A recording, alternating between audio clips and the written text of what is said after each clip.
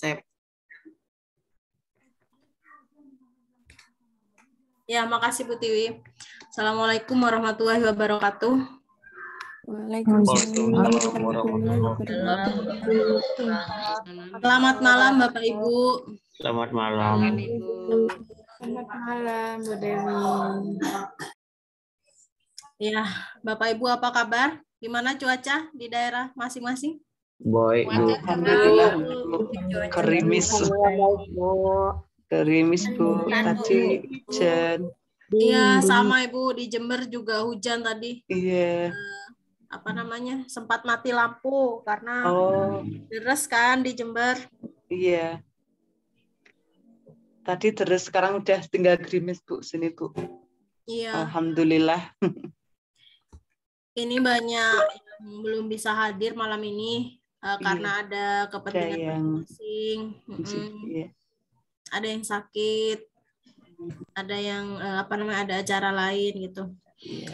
Ya Bapak Ibu, malam ini kita belajar IPA tentang enzim ya sama sifat zat. Materinya sudah saya share di situ. Ada PowerPoint tentang enzim. Kemudian di situ ada bagian-bagian sistem pencernaan. Sistem pencernaan di situ saya lewati kerongkongan ya karena di situ tidak ada enzimnya gitu. Saya pilih sistem pencernaan yang di situ ada sistem kerja enzimnya yang melibatkan enzim dari mulut kemudian langsung ke lambung gitu kan ya di materi tadi. Kalau tidak salah seperti itu.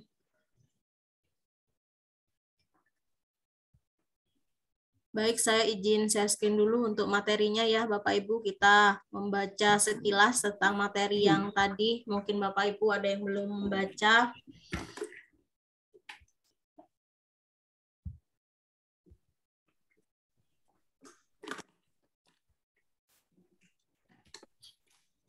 Nah, ini materi enzim. Sebenarnya soal IPA itu di soal UP itu hanya beberapa, nggak sampai ini ya. Sekitar 9 berapa IPA itu ya.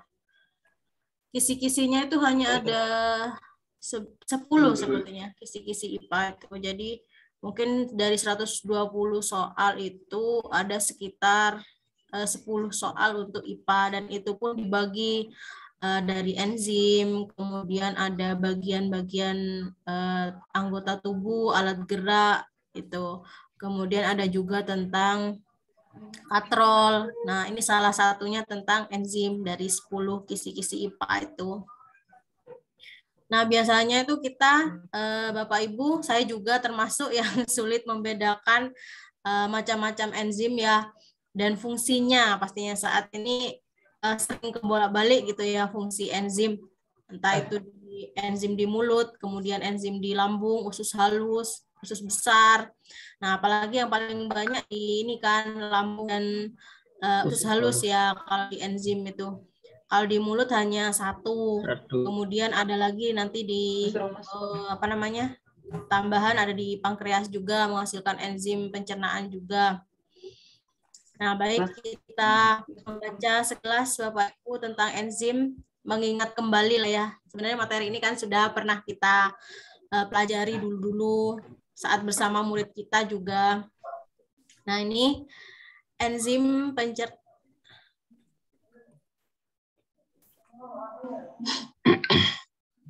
Ini PowerPoint saya sudah terlihat ya? Keluar lagi, Mbak. Keluar lagi ya.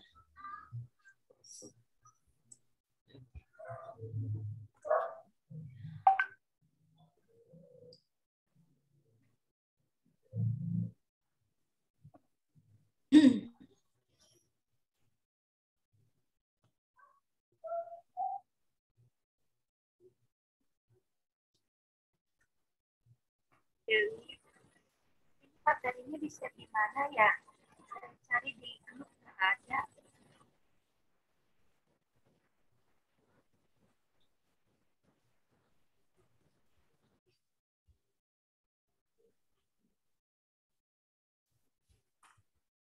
Ini pertemuan keberapa Bu Tiwi? Pertemuan keberapa ya? Aku lali.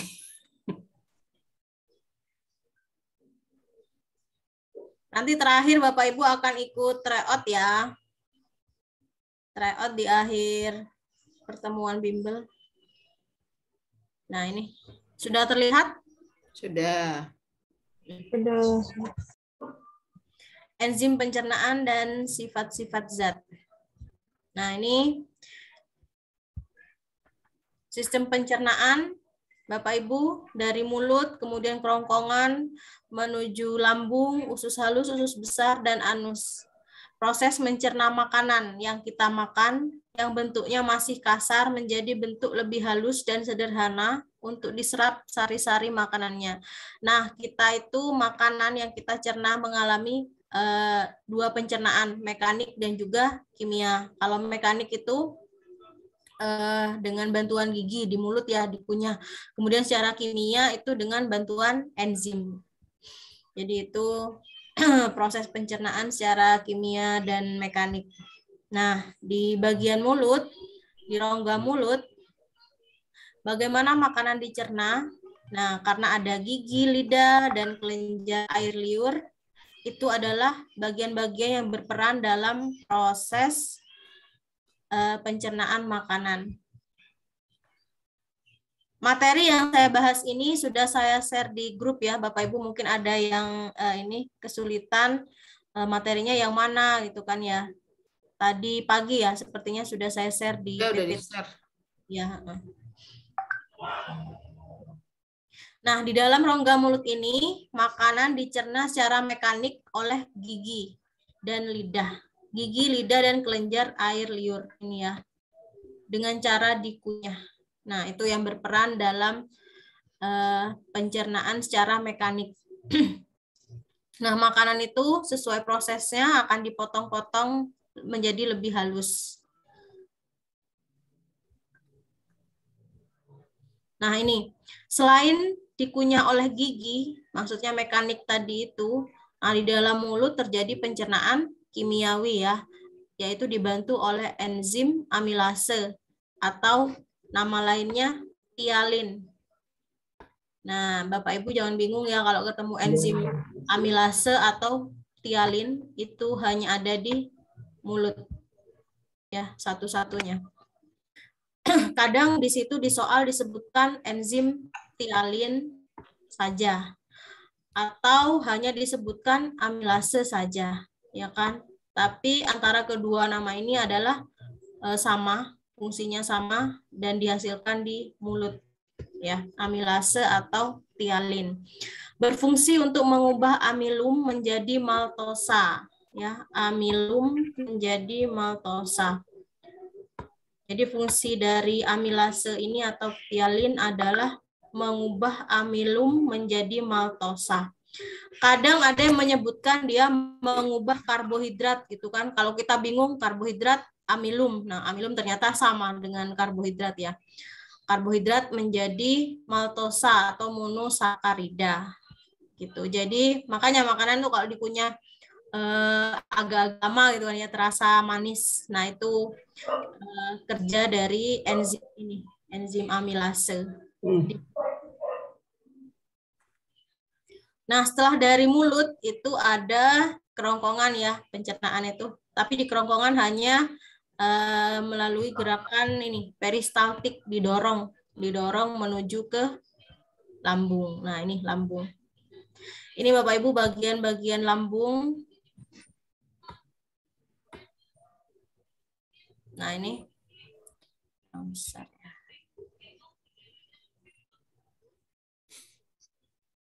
Nah, ini.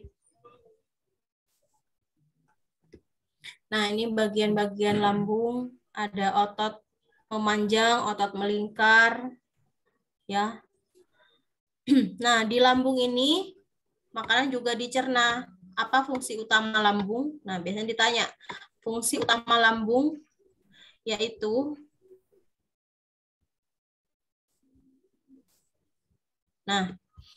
dengan bantuan asam dan enzim, lambung memecah makanan menjadi partikel-partikel kecil. Selama proses ini, lambung akan bergerak secara refleks. Nah, otot-otot yang tadi ya, yang di dalam itu ya, itu bergerak meremas.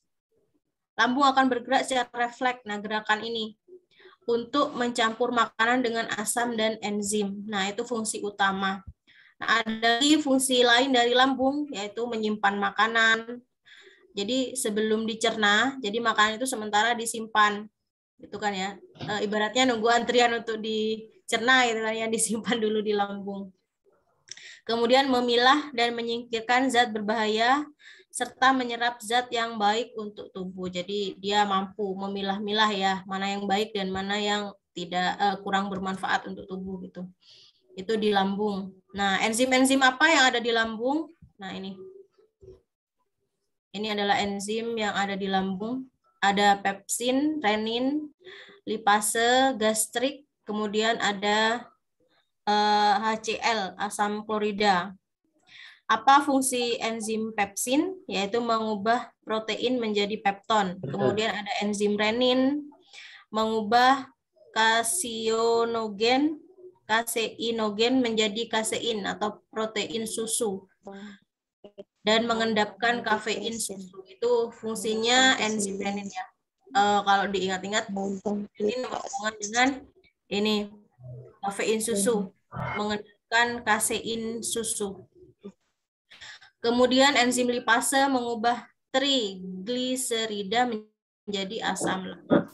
Kemudian ada HCl, fungsinya membunuh bakteri dan mengaktifkan pepsinogen menjadi pepsin. Itu enzim yang ada di lambung ya. Kemudian ada lagi di usus halus. Nah, setelah di lambung, makanan menuju ke usus halus. Nah, ini usus halus, bagian-bagiannya. Nah, ini. Makanan dari lambung telah berbentuk bubur makanan, kemudian masuk ke usus halus untuk dicerna kembali dan diserap.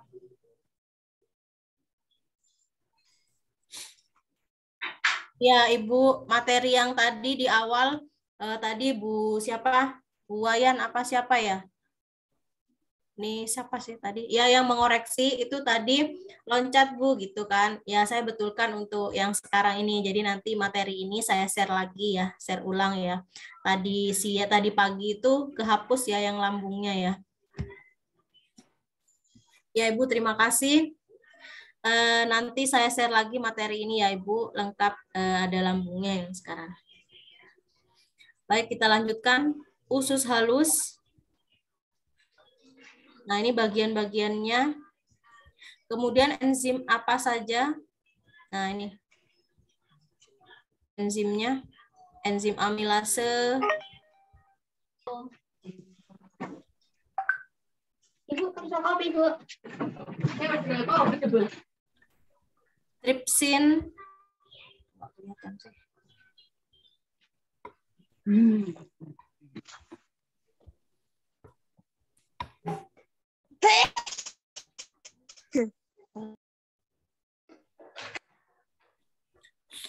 Ada tripsin, lipase mengubah pepton menjadi asam amino, kemudian lipase mengubah lemak menjadi asam lemak.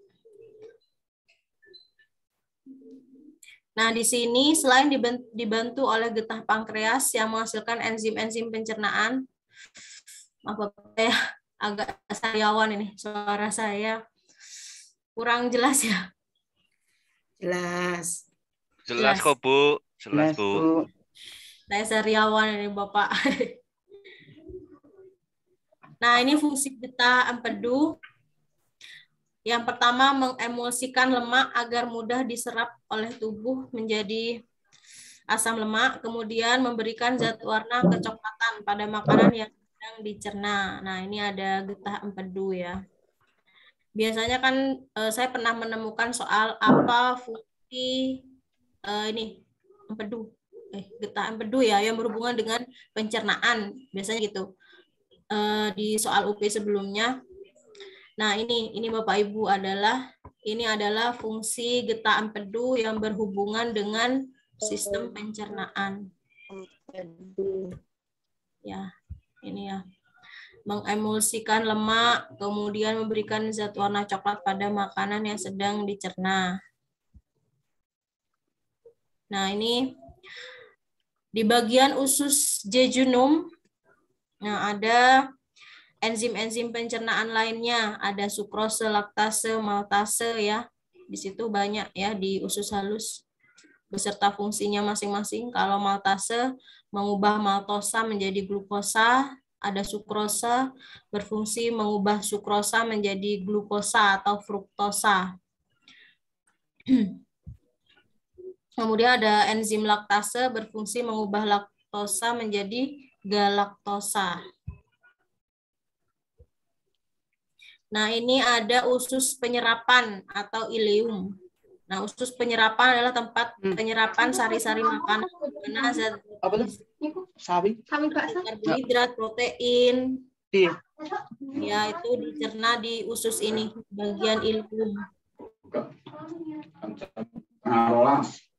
Nah ini, pada ujung usus halus terdapat umbai cacing atau usus buntu. Kegunaannya sebagai klep penghubung. Klep penghubung antara usus halus dengan usus besar agar sisa-sisa makanan yang telah keluar dari usus halus menuju usus besar tidak dapat kembali masuk ke usus buntu ya, kalau usus buntu ini ya, klepnya, umbai cacingnya. Nah, sekarang ini usus besar atau kolon. Pada usus besar, sisa-sisa ampas makanan diserap kandungan air dan garam-garam mineralnya. Kemudian ampas makanan tersebut dibusukkan oleh bakteri pembusuk yang hidup di usus besar, yaitu Escherichia coli ya. Ya, jadi di usus besar tidak ada enzim yang berperan di situ. Mungkin ada sebagian kecil di usus besar, hanya di ujung waktu baru masuk ke usus besar. Ini hanya menyerap katanya gitu. Menyerap kandungan air dan garam-garam mineral. Jadi tidak banyak ya. Hanya menyerap air dan garam mineral. Kemudian sisanya itu berupa ampas ya kalau udah di usus besar. Nah, ini sebelum dibuang ke anus, ampas makanan yang telah dibusukkan dan telah berbentuk kotoran masuk ke rektum katanya. Jadi ini bagian-bagian usus besar, di situ ada rektum bagian terakhirnya. Rektum memiliki otot polos yang apabila rektum terisi ampas makanan dan otot berkontraksi maka akan menimbulkan rasa ingin buang air besar. Nah, itu terjadi di rektum ya Bapak Ibu ya. Yang terakhir ini bagian anus, saluran pembuangan terakhir, tempat keluarnya feses. Nah, ini kita sampai pada sifat-sifat materi zat. Ada zat padat, cair, dan gas. Nah, aspek yang diteliti yaitu jarak antar partikel. Kalau benda padat, zat padat itu dekat sekali. Kemudian kalau benda cair, zat cair itu dekat. Kemudian gas jauh. Jaraknya renggang, maksudnya gitu kalau jarak antar partikelnya. Kemudian daya tarik antar partikelnya sangat kuat ya, kuat sekali, kemudian lemah sekali. Gerak partikel, zat padat itu geraknya bersama, berkelompok, kalau cair, kemudian yang gas itu individu, jadi sendiri-sendiri karena dia nggak terikat gitu mungkin ya. Bentuknya tetap, kemudian zat cair bentuknya berubah, sedangkan zat gas juga sama, bentuknya berubah. Sifat mengalirnya tidak mengalir, yang ini mengalir. Dan ada lagi kalau gas itu bisa dimampatkan ya, seperti balon, kan bisa dibuat kecil, dibentuk bentuk-bentuk hewan atau apa, itu artinya bisa dimampatkan. Ada sifat di situ biasanya ada tabel seperti ini di soal itu, yang tengah nama zatnya tidak diketahui, entah itu padat, cair, atau gas. Nah, kita disuruh menentukan si X itu adalah zat apa, Y, Z. Nah, itu termasuk zat apa sesuai dengan aspek yang ditelitinya. Itu ya. Nah, ini partikel terkecil dari materi. Jenis materinya logam, partikel terkecilnya atom logam. Contohnya Na, Fe. Na natrium ya. Kalau Fe apa? Besi. Nah, kalau gas mulia, partikel terkecilnya itu atom gas mulia. Ini pelajaran kimia ya. Helium. Ya. Karbon. Nah, ini contoh campuran unsur atom-atom komponen. Kemudian ada emas, tembaga. Kemudian ada senyawa. Partikel terkecilnya molekul. Ini contohnya larutan gula, air dan gula. Larutan gula itu terdiri dari air dan gula. Jadi senyawanya itu larutan gula karena campuran air dan gula gitu ya. Kalau unsur itu terdiri dari satu unsur apa namanya? Bukan senyawa ya, unsur namanya. Seperti ini, NaFe ya. Itu ya Bapak Ibu sekilas materi, hanya mengingatkan saja. Kita akan menuju ke soal yang tadi kita koreksi bersama.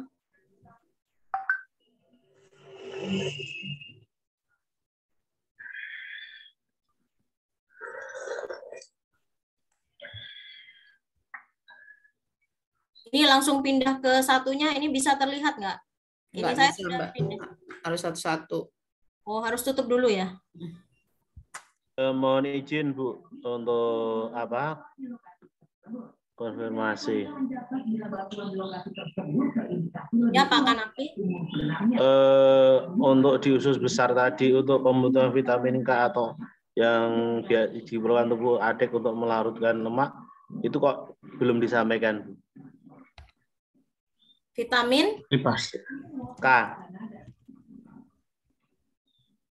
Vitamin K gimana Pak? Vitamin K kan kelihatannya kan diproses di usus besar Bu. Vitamin ada dua jenis ya, vitamin yang larut dalam lemak ADEK, kemudian yang larut dalam air yang B dan C ya kan? Ya. Nah, kemudian vitamin yang ada di usus besar maksud Bapak? Ya, itu kan proses pemrosesannya kelihatannya di usus besar kalau tidak salah Bu. Iya benar Bapak, kalau di usus besar itu vitamin K ini salah satunya dari ADEK itu kan ya. Halo, selamat malam. Malah. Ya, vitamin ADEK dan di usus besar ternyata menghasilkan vitamin itu ya Pak ya, di K, dicerna di usus besar ya Pak, vitamin K-nya ya. Iya. Iya benar Pak. Menghasilkan vitamin K dan juga saat tubuh kekurangan vitamin dari makanan, bakteri ini membantu. Jadi ada bakteri di situ, Bapak Ibu, di usus besar. Bakteri T-nya kok kelihatannya belum disebutkan, Bu. Ya. Itu kan baru bakteri coli tok. Iya, bakteri E. coli ya, Pak ya. Ya. Ternyata ada satu lagi bakteri lainnya selain bakteri E. coli yang bisa membantu tubuh saat makanan itu kekurangan vitamin K dan itu dihasilkan di usus besar. Nanti saya tambahkan ya, Bapak ya. Ya, Bu. Makasih, Bu. Ya, makasih. Terus Pak. untuk yang unsur itu bahan-bahan unsur penyusun kimianya itu untuk jenis yang berbahan logam itu tolong diperjelas Bu, itu kan cuma unsur logam gitu aja kan, ada apa itu seperti aurum, terus kukrum, segala Fe yang diperlukan oleh tubuh, unsur besi, ya. Iya itu tadi zat atau unsur secara umum ya Pak. Tadi saya tidak. Iya secara umum. Ya, secara detailnya kan belum. Ya, detail untuk pencernaan belum ya Pak ya tadi ya. Tadi kan Ibu menyebutkan untuk unsur ionik. Ionik kan terkait dengan apa yang larut dalam unsur-unsur mineral yang dibutuhkan oleh tubuh, Bu. Ya. Baik yang bersifat basa ataupun asam. Asam. Untuk keseimbangan ion tubuh ya. Terima kasih Bu. Iya Pak, terima kasih.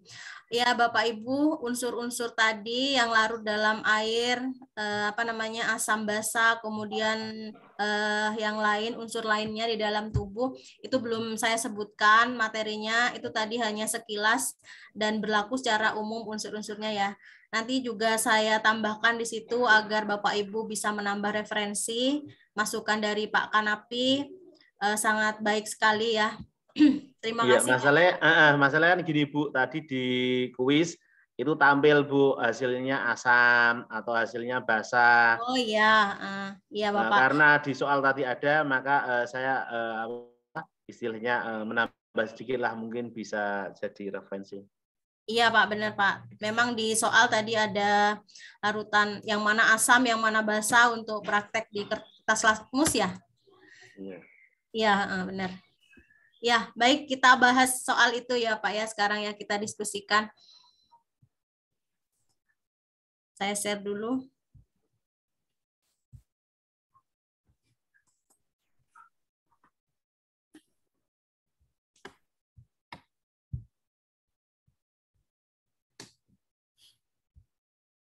Nah, ini adalah perpindahan elektron ya. Saat batang kaca digosok dengan kain wool, kemudian ada sisir plastik. Nah, ini ada di dalam tabel. Di sini ada percobaan 1, 2, 3, dan 4.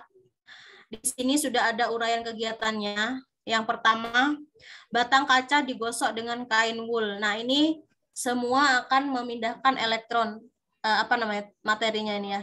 Listrik ya, kelistrikan ya. Harus listrik.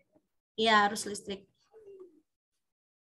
Nah, ini batang kaca yang pertama, uraian nomor 1, percobaan nomor 1. Batang kaca digosok dengan kain wool. Proses perpindahan elektronnya, batang kaca akan menerima beberapa elektron. Nah, kemudian jenis muatan listrik yang dihasilkan adalah negatif.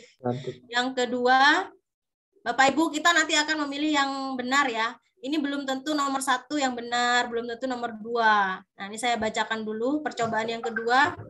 Sisir plastik digosok dengan kain wool, kemudian proses perpindahan elektronnya, sisir plastik akan menerima beberapa elektron, jenis muatannya nanti negatif.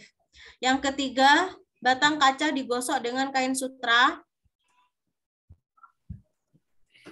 kemudian perpindahan elektronnya, batang kaca melepaskan beberapa elektron, muatannya positif. Nah, percobaan yang keempat, sisir plastik digosok dengan kain sutra, sisir plastik melepaskan beberapa elektron, dan muatannya positif. Nah, dari percobaan pertama, 2, 3, 4, 1, 2, 3, 4, kira-kira yang mana percobaan nomor berapa yang sesuai dengan uraian kegiatan dan juga proses perpindahan, kemudian jenis muatannya. Kira-kira yang mana Bapak Ibu? 4, Bu. 2 dan 3. 2 dan 3, Bu. Coba kita lihat ya. Nah, ini batang kaca digosok dengan kain wool. Yang nomor 1 ya. Batang kaca menerima beberapa elektron. Batang kaca menerima beberapa elektron. Plastik digosok dengan kira-kira benar atau salah yang ini? Ini keliru ya, harusnya yang kain woolnya ya. Yang menerima elektron. Muatannya benar, negatif. Nah, kalau nomor 2, sisir plastik digosok dengan kain wool, sisir plastik menerima elektron. Benar ya. Kemudian menerima, kemudian muatannya negatif. Negatif. Ya. Kalau menerima negatif. Ya. Kalau melepaskan positif. Kemudian batang kaca digosok dengan kain sutra. Batang kaca melepaskan elektron. Melepaskan berarti yang menerimanya adalah kain sutranya ya, yang elektronnya. Muatannya adalah positif. Positif. Ya, benar ya ini ya. Kalau melepaskan positif. Ya. Jadi yang sesuai berarti nomor berapa, Pak? 2 dan 3. 3.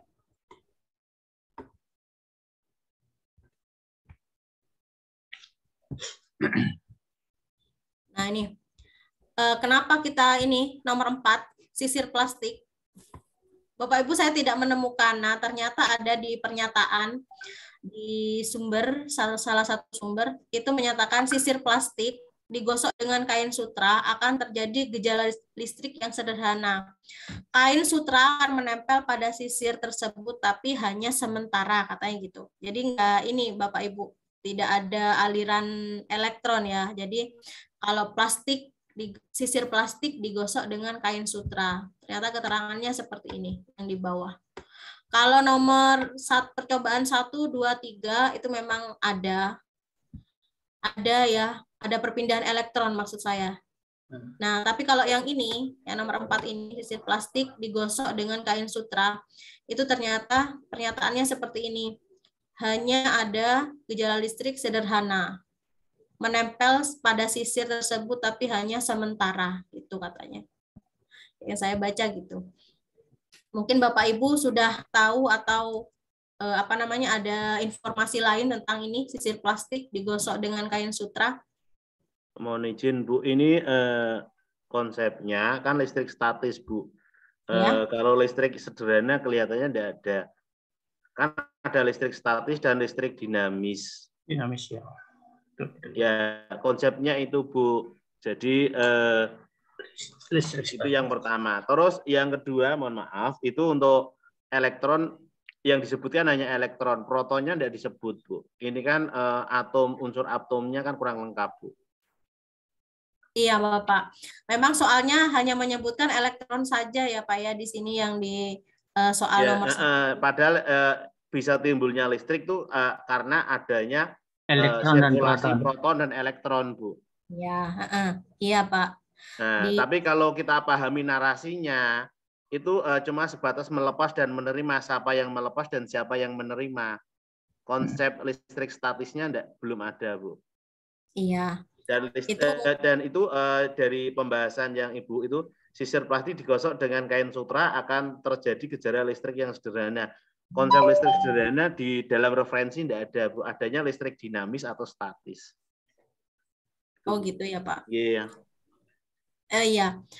Jadi nantinya ada listrik itu yang lebih mendetail yaitu listrik dinamis dan statis gitu kan ya. Nah, kalau listrik statis itu muatannya memang rendah, bukan sederhana Bu. Jadi karena dihasilkan dari muatan unsur elektron dan protonnya yang dalam skala kecil. kapasitas kecil. Jadi daya sengatnya angkatnya sedikit.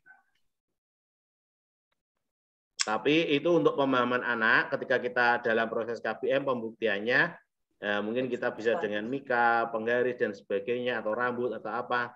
Yang bisa dari kan, kertas. untuk pemahaman si anak, Bu.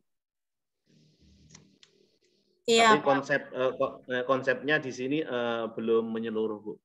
Kurang lebih seperti itu. Makasih. Iya, Pak. Terima kasih, Pak Kanapi. Ya, nanti kalau misalnya akan menjelaskan, silahkan dipelajari dengan detail listrik statis dan listrik dinamis ya.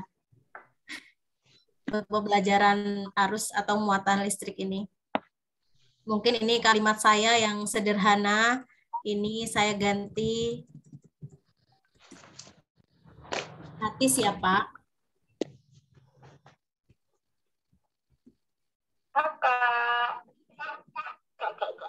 Tapi maksud saya tadi ingin menjelaskan bahwa percobaan nomor 1, 2, 3 itu ada di materi yang saya cari gitu ya Pak. Hanya berkaitan dengan melepas dan menerima elektron, tidak ada apa yang lebih detail gitu. Sedangkan yang nomor 4, mungkin Bapak Ibu kenapa Ibu tidak pilih nomor 4 gitu kan ya. Ternyata setelah saya cari di referensi, kalimatnya itu seperti ini Pak. Jadi menyebutkan bahwa dia adalah ada di listrik sederhana gitu tadi. Nah, seperti ini di nomor 4 ini gitu, Pak. Nah, jadi mungkin ini bisa membantu untuk Ibu Bapak yang mungkin ingin mencari jawaban dari soal ini, khusus soal ini yang hanya sederhana ini, yang hanya melepas dan menerima elektron tanpa proton dan juga tanpa materi muatan listrik statis dan dinamis. Untuk selanjutnya mungkin kita akan mengajarkan materi ini pada siswa, ya mungkin nanti lebih detail ya Pak. Untuk materi listrik statis, dinamis, proton, elektron akan lebih lengkap gitu kan ya. Baik Bapak Ibu, itu nomor 1 tentang arus listrik berkaitan dengan melepas dan menerima elektron ya.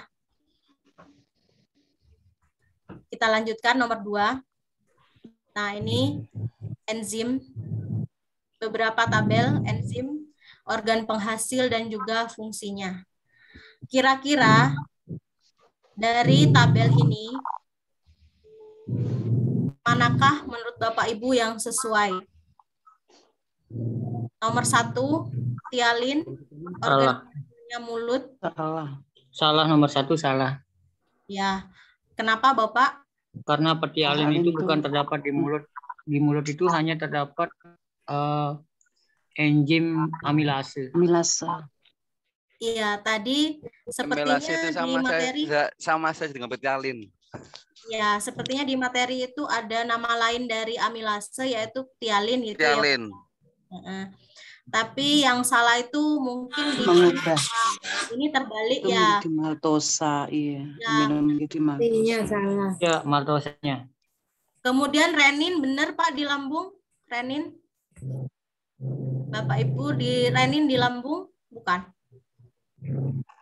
Bukan di usus halus dia renin. Renin tadi di lambung ya sepertinya renin menggumpalkan kafein susu. Saya di lambung. ya, kafein susu yang kasein kok kafein sih. Kasein. Coba kita lihat di materi tadi. Di lambung itu ada enzim yang berfungsi untuk, nah ini renin, mengubah kaseinogen menjadi kasein dan mengendapkan kafein susu, kasein susu. Itu enzim renin katanya Pak gitu. Jadi nomor 2 benar ya. Nomor 2 benar. Nah, kemudian tripsin di pankreas. Tripsin benar di pankreas, hanya fungsinya ya. Fungsinya itu mengubah menjadi ada asam aminonya. Fungsinya apa di tripsin itu. Sedangkan pepsin benar ya di lambung ya, mencerna protein menjadi pepton. Coba kita lihat. Jadi ya benar, protein menjadi pepton. Jadi benar ya yang pepsin ya. Jadi yang benar adalah 2 dan 4. Itu. Nah, ini pembahasannya yang tadi sesuai dengan materi enzim tialin atau amilase. Nah, fungsinya mencerna zat pati atau karbohidrat atau amilum di mulut, ya kan? Kemudian ada tripsin di pankreas, kemudian lipase, enzim yang memecah lemak menjadi asam lemak atau gliserol. Nah, kalau enzim lipase ini ditemukan dalam ASI, fungsinya untuk membantu bayi mencerna molekul lemak saat menyusu. Enzim renin pada lambung berfungsi untuk koagulasi kasein. Yang tadi ya, renin ya.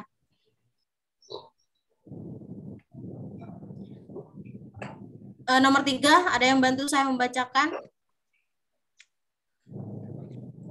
Saya tunjuk ya. Ya.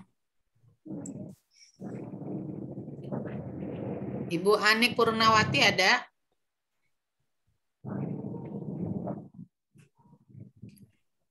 Ibu Anik Purnawati?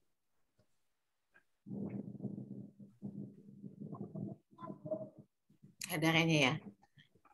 Oke, Pak Ali. Pak Ali ada? Pak Ali Sodikin.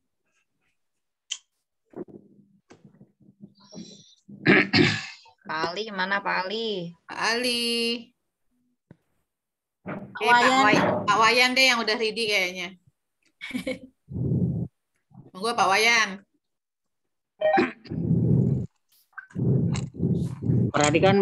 Perhatikan pernyataan berikut. 1. Kayu dibakar menjadi arang. 2. Pembuatan tapi dari singkong. 3. Es krim mencair. 4. Gula dilarutkan dalam air. 5. Lilin dibakar. Peristiwa perubahan fisika dapat ditunjukkan pada pernyataan nomor A152, B143, C24, D3 dan 5. Ya, Nah. yang perubahan fisika. Kalau perubahan fisika apa, Pak? Dapat kembali ke asalnya, Bu. Ya, ini ya. Dapat dilihat dan diamati perubahannya dari luar dan juga dapat kembali Kembali menjadi ke asalnya. keadaan semula, ya, Pak. Ya, kalau perubahan kimia adalah tidak dapat kembali ke asalnya. Contohnya perubahan yang nomor kimia. 1 itu termasuk perubahan kimia, Bu. 1, Ya. 2 itu kimia. Kimia. Ya, kimia. Kalau 2 itu juga kimia, Bu. Ya. Nah, es mencair Ini fisika. Es mencair fisika. Fisika. Gula dilarutkan fisika. Fisika. Fisika. Gula dilarutkan. Ya, gula dilarutkan jadi fisika, Bu. Ini kok di sini Bukan ada kimia. keterangan terlarut itu kimia, Pak. Kimia, Pak. Tapi dia bisa kembali ke asalnya, Bu. Kalau kita didihkan, dia akan kembali menjadi gula, Bu. Gimana ini Bapak Ibu? Kan Ya, yang nomor 4, gula gula dilarutkan dalam air kan dia larut. itu Bu, kalau mau kembali ke gula butuh proses lagi, Bu. Iya, proses lagi, yaitu melalui mendidihkan kembali. Dia akan jadi gula kembali, Bu. Ini Pengkristalan kalau jadi gula lagi. ya itu pengkristalan. Itu butuh katalisator lagi, butuh unsur lagi. Jadi kalau pernyataan gula dilarutkan dalam air ya berarti itu. Kan ada unsur pelarutan, zat larut dan zat terlarut. Ya. Lah, itu ada katalisatornya Bapak Ibu. Lah, unsur katalisator bahan untuk pendampingnya itu, maka itu masuk dalam kimia. Maka ada istilah zat terlarut dan terlarut, istilahnya larutan dan yang jadi ada 2 unsur, ada 3, zat larut, terlarut, dan zat pelarut. Zat terlarut, larutan, dan zat pelarut ada 3. Kalau pelarut itu masih murni. kalau ini yang gula dilarutkan itu artinya gula terlarut ya, Pak ya? Kimia. Gula dilarutkan dalam air itu kimia. Iya, di mati juga ada kimia. Nah, kalau lilin itu fisika. Jadi ketika dia nanti sudah membeku, dingin, otomatis kembali lilin. Mencair, membeku. Jadi yang fisika yang 3 dan 5 ya? Iya. Iya, betul, yang Ibu. Nah, sedikit Bu, mungkin mohon izin untuk bertanya sedikit Bu. Enggak. Apa sih perbedaan terjadinya perubahan antara lilin yang terbakar dengan lilin menyala, Bu? Lilin menyala? Ya, sama terbakar. Saat terbakar dia kan ada perubahan bentuk ya, Pak ya. Dia akan mencair dari ininya, dari padat kemudian mencair kan. Ya, kalau terbakar menyala. Ya kan, dia ada cairan yang meleleh kan, Pak? Iya, betul. Gimana Bapak Ibu?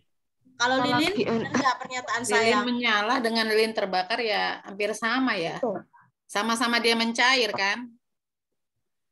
Saat menyala itu kan ada ini ya apa? Terbakar. Otomatis kalor itu melelehkan si benda padat ini. Jadi mencair. Nah, karena ada perubahan yang bisa diamati. Mohon izin Bu, menyala dengan terbakar itu kalau kita simak dari maksud dan makna kalimatnya, kalau menyala itu berarti dia sebagai berfungsi sebagai penerangan, berarti dia memiliki sumbu. Kalau terbakar itu unsur terbakarnya berarti secara keseluruhan tanpa sumbu. Tapi kan untuk proses kimianya sama kan ya, Pak? Kalau kita sekilas itu sama, tapi makna dari bahasa narasinya beda. Terbakar dengan menyala. Kalau menyala kan dia punya sumbu, Bu, berfungsi untuk menerangi sebagai penerangan. Oh, masih ada sumbunya yang tegak. Iya. Nah, kalau lilin itu nanti sumbunya udah habis atau sudah kan otomatis kan mati, Bu. Tapi kalau terbakar kan ada unsur bukan dari lilinnya. Bukan dari lilinnya? Iya, kan menyala, Bu, konsepnya. lilin menyala dan lilin terbakar. Kalau lilin menyala kan punya sumbu, Bu. Iya. Terbakar Kalau enggak? lilin terbakar kan belum tentu punya sumbu, Bu. Oh iya. Siap. Siap, bisa diterima. Siap Iya. ya. Terima kasih, Pak. Iya. Ya, makasih Pak Kanapi. Baik, kita lanjutkan ya. Itu tentang konsep perubahan fisika dan kimia. Bapak Ibu sangat membantu ya untuk informasi dan juga sharing-sharingnya. Pak Wayan juga, Pak Kanapi. Baik, kita lanjutkan nomor 4. Waalaikumsalam. Oke, saya ini ya nomor 4. Sebentar. Ibu Asrida Icang ada? Ibu Asrida?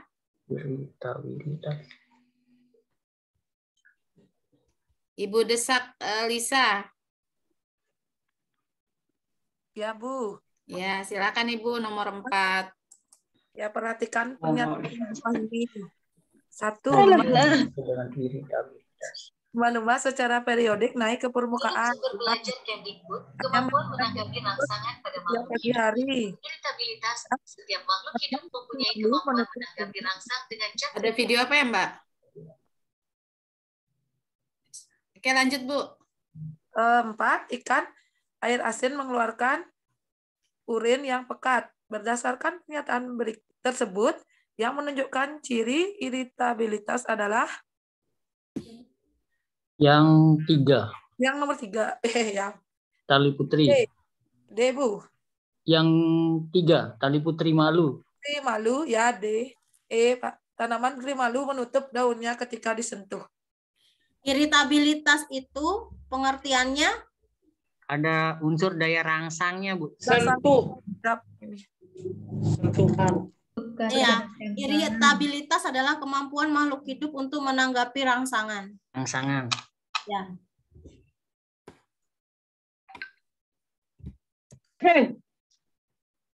Itu iritabilitas. Kalau misalnya menanggapi rangsang, kemudian ada itu Pak, apa ya yang seperti mimikri itu, adaptasi, morfologi, fisiologi ya berarti ya. itu. Kalau mimikri, mimikri itu mengubah warna. Ya, seperti maksud saya ada lagi Adaptasi. yang mirip-mirip seperti ini. Ada soal itu kan. Autotomi, Adaptasinya kan dibedakan jadi 3 Pak. Adaptasi Iya, iya. apa itu? Morfologi, fisiologi, dan tingkah laku. Morfologi, kemudian Fisiologi dan tingkah laku. fisiologi, ya kan? Dan tingkah Dan laku. tingkah laku. Nah, tapi ini beda ya. Di luar Iya, itu kalau iritabilitas ya. Ya. Kalau morfologi ini sesuai dengan apa? Bentuk tubuh ya. Bentuk tubuh, struktur bentuk tubuh. Kemudian kalau fisiologi ini Fungsinya. Fungsi, sifat. fungsi. Fungsi.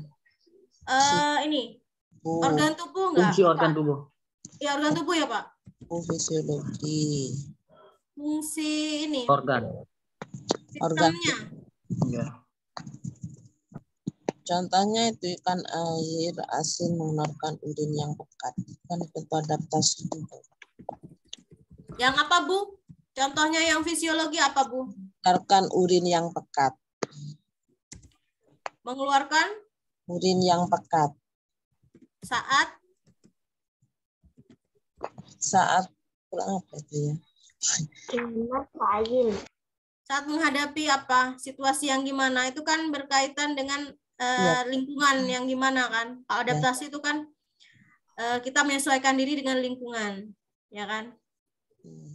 Kalau adaptasi ini tingkah laku? Gerak-geriknya. Gerak-gerik hewan tersebut. Contohnya cicak memutuskan ekor. Oh iya, benar. Tingkah laku. Bunglon mengubah warna. Iya. Apa namanya tadi yang mengubah warna? Bunglon. Mimikri. Ya, istilahnya itu ya. Kalau mengubah warna mimikri, kalau memutuskan ekor autotomi. Ya, autotomi. Yang memutuskan ekor autotomi. Kemudian ada ekolokasi. dengan mempunyai mendeteksi Yang suara. kelelawar ya? Kelelawar. Kelelawar ya. Ya. Ekolokasi. Ekolokasi kelelawar.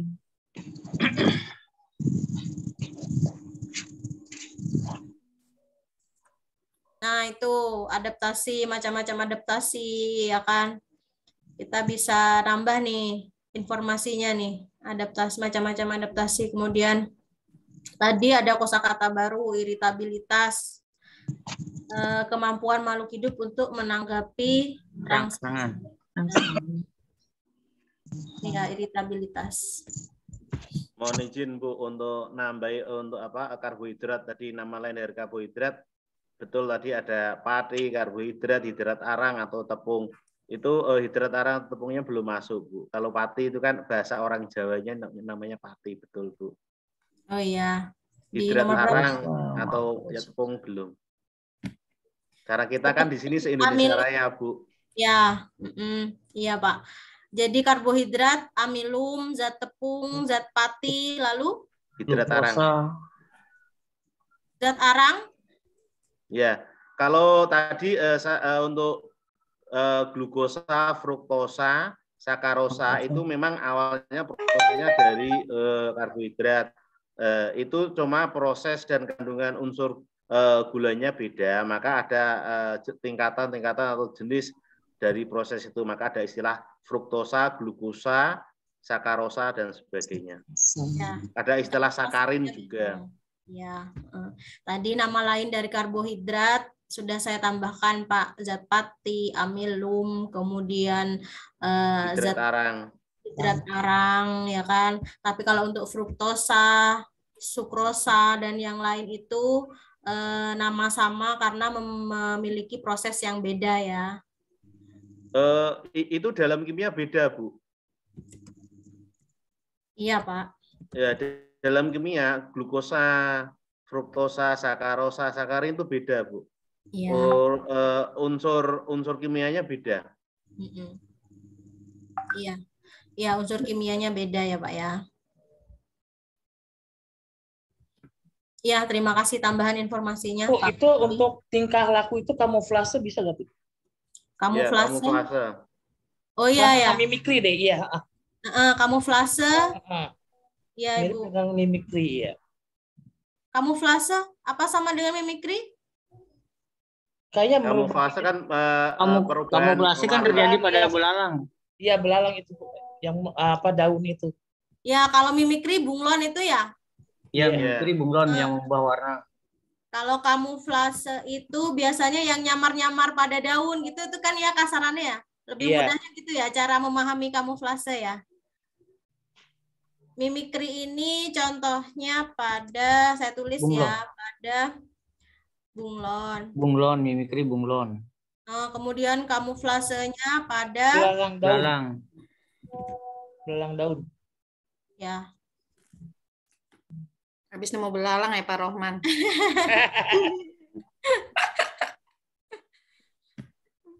Belalang tempur.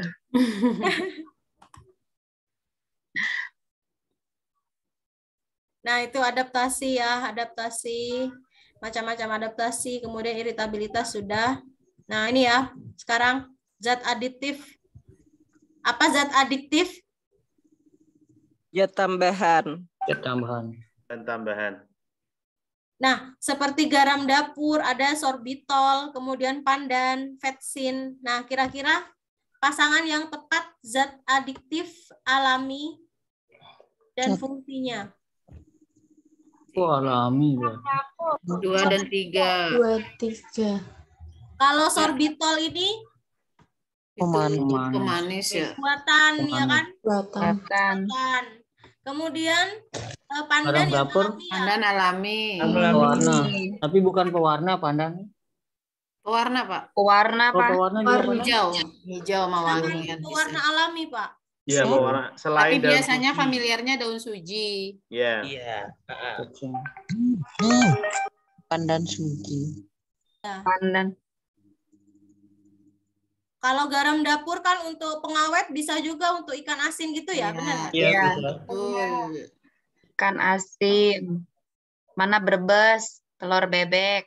Labuan Iya, Bajo, iya, kemarin Lobata. juga ya. Ada, Bu. Vetsin penyedap ya. Vetsin ini biasanya apa itu Bapak Ibu istilahnya? Bukan alami dia kan? Bukan. Itu buatan. Bukan alami kan dia buatan MSG, dia kan? Bu. Penyedap Vetsin rasa. buatan. MSG ya, Vetsin Pak. buatan. MSG. MSG. Apa ya? Kepanjangan dari apa Pak MSG? Monosodium glutamat. Wah, Pak Kanapi mantep nih kamusnya. Ya. Ahli kimia berarti Pak Kanapi. Pak Kanapi pinjem dong otaknya. Sama Bu, Untuk ujian kita UP sharing, nanti Bu. ya Mbak Tiwi untuk ujian UP. Iya. Bu, mohon maaf Bu, kalau garam itu kok mengapa harus diberi garam dapur, Bu? Oh, Mas malu dia ini Bapak. Ada garam lainnya nggak Pak? Kalau kita nyebut garam cukup garam saja, Bu. Tapi Natrium kloridanya itu toh, Bu, karena unsurnya sama. Yang membedakan itu disebut garam dapur itu setelah ada penambahan natrium klorida ya. Ada yang enggak ya, Pak ya? Kalau unsurnya sama, natrium klorida dikatakan garam dapur karena sudah layak masak. Konsumsi. Iya, layak konsumsi dan itu sudah ada penambahan unsur yodium. oh iya. Oh ya, kan ada ini Pak. Kalau misalnya garam yang baru di ini ada garam kasar itu kalau orang ya, kasar. Garam krosok. Kayak garam kalau yang dipakai untuk pengawet itu bukan garam dapur, Bu. Iya, Kalau garam garam dapur krosok itu loh. itu sudah ada penambahan langsung dari yodiumnya, Bu, laut. bukan NaCl lagi. Iya. Sudah ada tambahan Garamnya yodiumnya. kasar-kasar. Oh ya, yang kasar ya. Ya, makanya kan tadi saya ketika mengerjakan loh kok ada garam dapur. Kalau ada garam dapur unsur yodiumnya kan berarti masuk, Bu. Iya, Berarti bukan pengawet ya. Berarti garam aja kali ya. Garam aja. Iya, Ya, kalau garam harusnya garam kalau aja garam gitu kan kalau ya. garam saja itu NaCl betul, NaCl-nya Bu. dihapus. Kalau garam saja loh ya. Ya. Garam. Tapi kalau Biar- ini kan garam dapur sudah ada tambahan yodium ya. Yodiumnya. Nah, kalau garam dapur itu bukan lagi sebagai pengawet, Bu. Lebih fungsinya. Buat Biar minyak. kita tidak rancu gitu, Bu. Karena kan kita fungsinya sebagai pendidik. Nanti seandainya kita ada pertanyaan yang berkaitan dengan unsur ini, setidaknya kita itu bisa memberi penjelasan secara pasti dan gamblang gitu loh, Bu.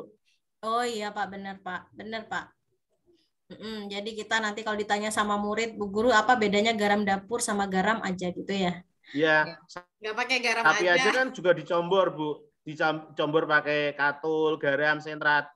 Padahal sama-sama garam. Yang bedakan apa? Yaitu proses pengolahannya sudah ada penambahan apa? Yodium. Itu zodium. Iya, iya Pak. Saya baru ngerti Pak kalau perbedaan itu ya, garam dapur sama garam aja. Iya kan, makanya biasanya di ya, Pak, ya. Ada penambahan disponsorkan pakai garam beryodium. Ya. Iya Pak, makasih Pak Kanapi. Karena gitu ya, di unsur pupuk Korea itu juga ada unsur garamnya, Bu. Di potasium juga ada unsur garamnya. Terus di apa itu garam sendiri itu secara murni juga ada. Dari ada unsur penambahan itu maka namanya jadi beda, Bu. Ya, kalau garam dicampur apa Pak yang beda Pak? Seperti garam dapur itu sudah ada penambahan yodiumnya. Ya. Kalau pupuk urea itu sudah ada penambahan unsur gas nitrogen dan sebagainya. Terus untuk yang proses lainnya itu berarti sudah ada penambahan unsur. Kalau di sini cukup menyebut garam ya garam saja, berarti masih murni NaCl. Ya. Nah, Ya, Pak. karena unsur fungsinya kan pengawet, Bu. Iya. Mungkin si pembuat soal maksudnya yaitu Pak mau buat garam aja gitu, saking dia nggak ngerti juga penjelasan ini. Dia mau si pembuat soal kan belum tentu guru, Bu. Tapi kalau guru kan kita sebagai seorang guru, sebagai pendidik, kita langsung fungsinya itu kan sebagai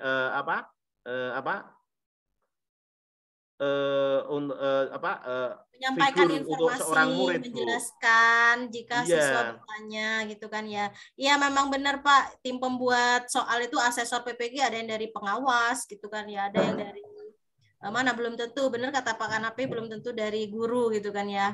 Ada beberapa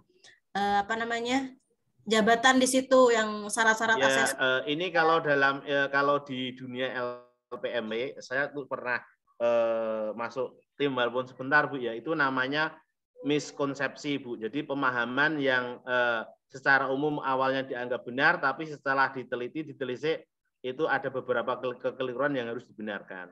Namanya miskonsepsi. Iya. Jadi Pak Kanapi meneliti yang ini ya, yang salah-salah ditelisik. Cuma pernah andil sebentar, Bu. Berapa bulan, Pak? Ya, sebentar aja, Bu.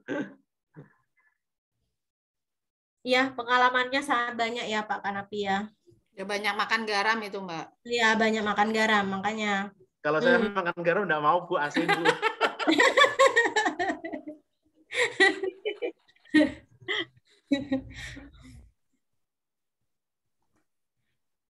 Itu ya penjelasan ini. Sorbitol itu seperti apa sorbitol? Pemanis? Itu kayak sodium bukan sih kalau sorbitol itu? Sejenis ini ya mungkin ya. Karena di situ fungsinya pemanis gitu. Mungkin pemanis buatan yang ini sasetan itu mungkin ya Mbak di minuman sodium ya, sodium kali. Kayak itu ya Bu. Sodium beda lagi kayaknya. Ini kayaknya baru dengar aku juga. Ya sorbitol, aku juga baru ini kok istilah sorbitol apa? Sodium dalam botol. Seperti sakarin itu Ibu. Apa Pak Wayan, sorbitol apa? Nggak tahu, Bu. Susi, ya Wong. Ya, yang penting kan kita memahami bahwa di situ permintaannya. Kalau sorbitol itu gula alkohol, Mbak. Ya, berarti benar pemanis ya? Benar. Sorbitol. Iya. Gula alkohol. Itu nama lainnya glusitol. Oh, iya. Tapi yang di sini yang ditanya dimintakan yang alami, aditif alami ya. Makanya kita pilih yang 2 dan 3. Buatan.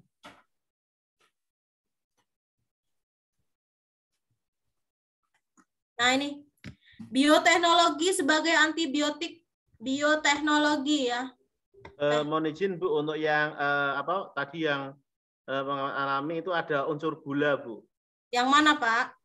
Tadi kita kan bahan pengawet ada gula. Sorbitol. Ada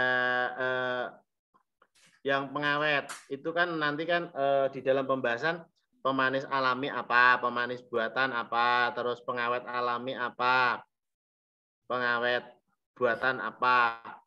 Itu nanti tolong diperjelas, Bu, biar kami itu bisa jadi gambaran, Bu. Oh iya, Pak. Ya. Nanti di sini contoh pemanis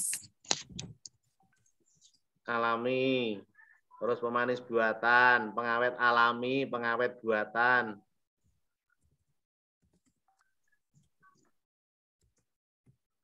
Nanti saya tambahkan, Pak. Itu ya Pak ya, contohnya ya, pembahasannya ya, saya tambahkan di materi ini ya nanti ya. Baik, kita lanjut bioteknologi. Bu Tiwi. Ya, bentar. Ibu Endah ada? Endah Listorini. Endah? Ada ya. Ibu Heni Rohaini ada? Ibu Heni. Ini banyak orang pada ada nggak ya? Kayaknya sambil jalan-jalan ini. Masih ada, Bu. Kasihan nih yang nyampe ini. Ada, Bu. Ayo. Silakan Bu Marcelina boleh. Baik, Bu.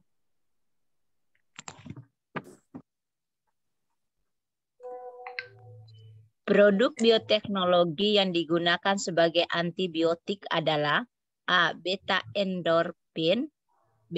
Interferon, C. Insulin, D. Penisilin. Yang mana Ibu? Bioteknologi. Antibiotik. Bioteknologi berarti Penisilin, Bu. Ada kuncinya antibiotik. Antibiotik ya. Nah, yang bioteknologi beta endorfin, interferon, apa insulin atau penisilin? Yang penisilin. Bu, penisilin. Penisilin itu Nah, obat ya. ibu ya. Nah, penisilin itu yang tanaman itu kan ya, yang dari ini ya. Kan ada tanaman penisilin, tahu nggak? Enggak. Aku taunya itu obat itu. Maunya vanili. Punya obat itu, Bu. Obat koreng.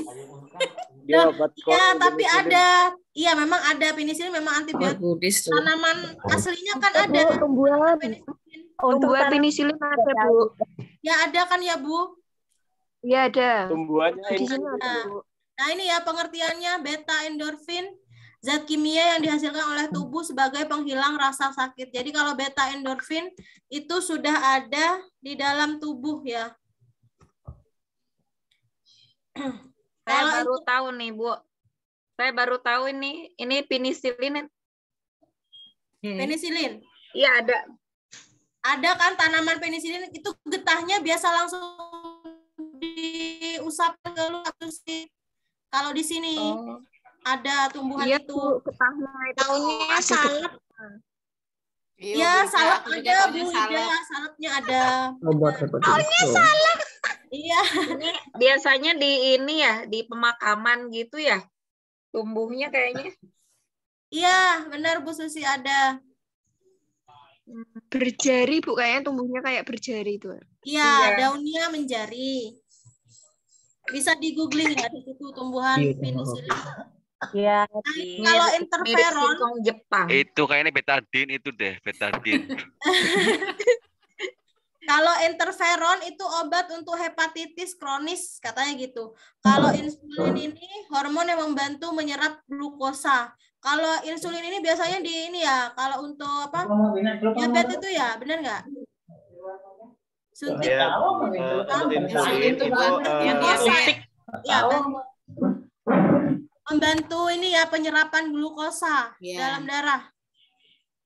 tepatnya bukan pancing penyerapan, depannya, Bu. Bu, tepatnya bukan penyerapan. Apa, Pak? Glukosa di dalam tubuh kita itu kan diubah bermacam-macam sesuai fungsinya, Bu. Unsur gula dari banyak, ada yang jadi sakarosa, fruktosa, glikosa. Ya, kalau yang gula secara umum itu nanti akan diubah menjadi glikogen, Bu, gula otot, Bu. Jadi membantu proses, bukan menyerap. Kalau menyerap berarti kan itu kan istilahnya bantu merubah proses, membantu proses glukosa penyerapan menjadi glukosa. glikogen atau gula otot. Gliserol menjadi gula otot. Kalau beta endorfin ini kan dihasilkan oleh tubuh, Pak. Kira di tubuh bagian mana beta endorfin?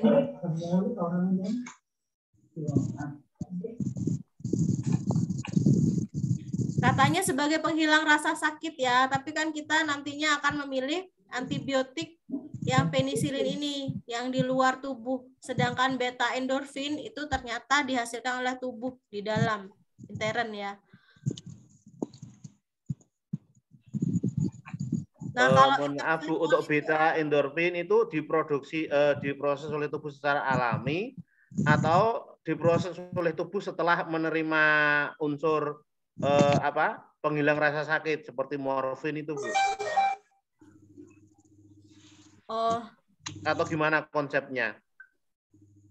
Ini ya keterangan beta endorfin yang saya cari, yang saya baca tadi hanya berupa zat kimia yang dihasilkan oleh tubuh gitu aja, Pak, sebagai penghilang rasa sakit. Iya, yang dihasilkan oleh tubuh itu secara alami oleh tubuh ataukah setelah mendapatkan stimulus? Kalau ini saya belum tahu lebih jelasnya ya, Pak, untuk beta endorfin ini secara alami atau masih perlu rangsangan obat lain seperti yang Bapak tadi katakan. Secara umum kan begini, Bu, apapun yang mengenai tubuh kita yaitu walaupun kecil atau besar, kita kan tetap merasakan rasa sakit, Bu. Nah, rasa sakit di dalam tubuh kita itu akan terasa hilang atau tidak terasa, itu kan setelah kita mendapatkan rangsangan dari luar, baik dalam bentuk injek ataupun dalam bentuk yang lain, Bu. Ya, seperti ada stimulus respon ya. Iya. Itu kan istilahnya mengurangi fungsi kerja sarafnya, Bu. Iya, Nah, benar. salah satunya kan kita menggunakan morfin itu. Ya. Ya, Bapak Ibu, beta endorfin itu seperti yang Bapak Kanapi tadi katakan, yang pasti saya tahunya beta endorfin dihasilkan oleh tubuh gitu saat mungkin ada tambahan dari Pak Kanapi tadi setelah mendapat rangsangan obat penghilang rasa sakit, mungkin morfin gitu ya. Tapi intinya pada soal ini bioteknologi ya untuk antibiotik penisilin. Bapak Ibu sudah paham ya tentang itu penisilin. Itu nanti saya tambahkan di bawahnya. Ini seperti yang saya katakan tadi, mungkin ada semacam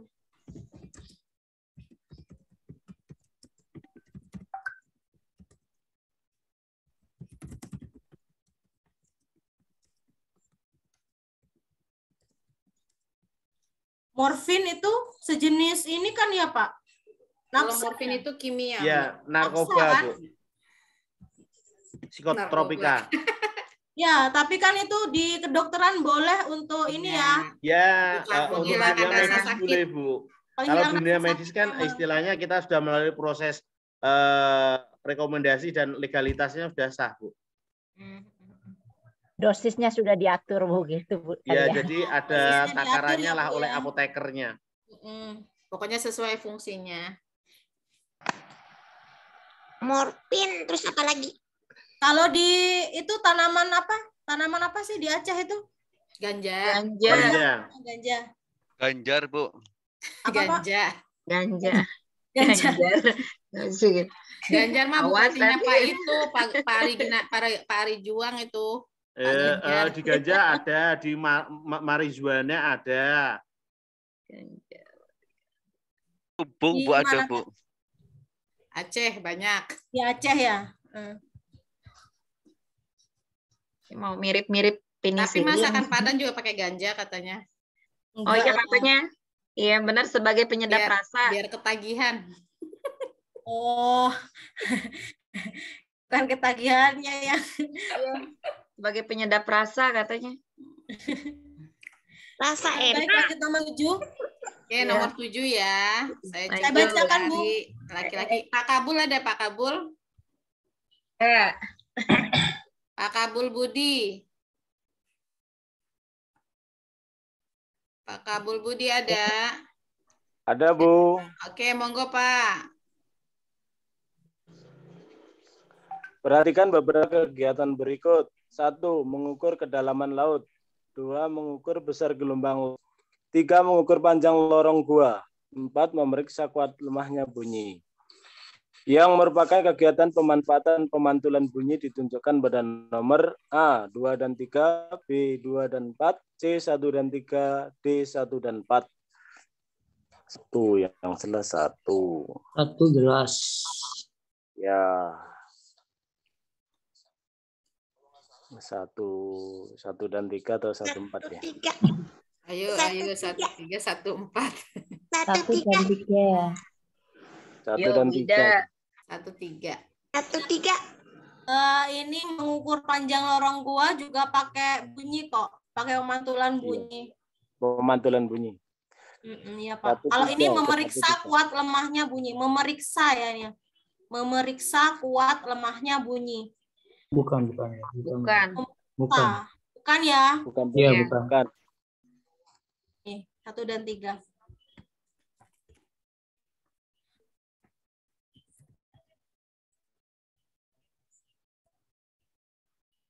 Dipercepat ya Bu Tiwi ya. Sudah. Monggo. Lanjut nomor berapa? 8 ya? Nah, Ya. 8. Yo, Bu Ida. Nyong deh. Yo. 8. Perhatikan pernyataan berikut. 1. Pergantian siang dan malam. 2. Perbedaan lamanya waktu siang dan malam. 3. Pembagian musim. 4. Pembelokan arah angin. Fenomena alam yang disebabkan oleh rotasi bumi adalah, ayo yang mana? 1. 1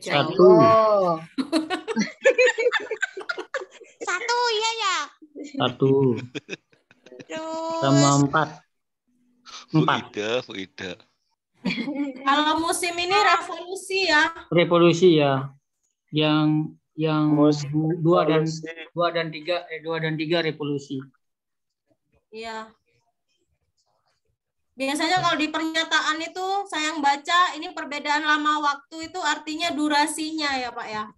Iya. Durasinya. Ini revolusi juga ya Pak. Iya, revolusi. Jadi yang rotasi 14 ya. Ya. Ya baik, lanjut nomor 9 Bu. Lanjut 9, Ibu Masliana ada? Ibu Masliana. Marcelina kali, Bu. Masliana, Bu. Ada itu. Silakan, Bu. Maaf, ini tadi barusan ke kamar mandi. Ya. Terus gini. 9. Silakan nomor 9, Di Bu. situ nggak kelihatan. Sebentar kok. Tulisannya nggak kelihatan ya. Jelas, Bu. Nomor 9 ya, Bu? Iya. Ya. Dalam rangka peningkatan produksi pangan, bioteknologi sangat diharapkan untuk diterapkan demi memenuhi kebutuhan pangan masyarakat. Contoh bioteknologi modern yang diperlukan dalam peningkatan produksi pangan adalah A. Ini Pembuatan fokus pada tape pangan. singkong, inseminasi buatan dan rekayasa genetika. B. Pembuatan nata de coco, oncom, dan cili transgenik. C. Pembuatan tempe, inseminasi buatan dan transgenik. D. Inseminasi buatan, transgenik, dan kultur jaringan. Menurut saya, yang D ya, Bu? Yang pangan ya, Bu? Pangan. Iya. Kultur. Pangan. Oh, yang Kanan. Nata de coco. Ya, B. Ya, karena yang lain itu, ini yang B, nata de Iya. coco, oncom, kemudian cili transgenik. Transgenik sendiri itu adalah perbaikan ini loh Bu, bibit tanaman unggul untuk pangan. Oh iya. Jadi kalau inseminasi buatan itu malah bukan pangan, tapi itu apa sih inseminasi perkawinan generatif yang ini bukan generatif. Inseminasi buatan itu seperti ini ya, silang gen gitu untuk keturunan. Kawinan silang. Kawinan silang. Kawinan silang. Nah, ya